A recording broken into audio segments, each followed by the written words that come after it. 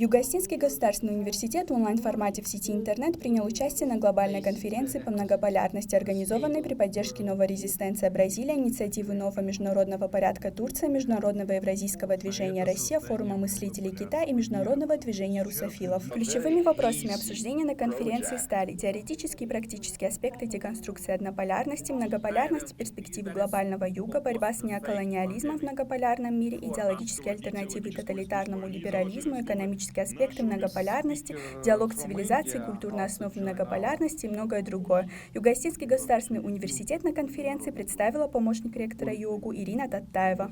The Republic of South Ossetia defended its independence at the price of its people's. Республика Южная Осетия кровью своего народа отстояла свою независимость. Мы никогда не забудем всемирную помощь братской России, логическим итогом которой стало признание окончательное становление государственности РИО 26 августа 2008 года. В ЮОГУ проведена огромная работа по популяризации русского языка, истории и культуры. При ЮОГУ функционирует Русский центр фонда «Русский мир», Ассоциация преподавателей русского языка и литературы и многое другое.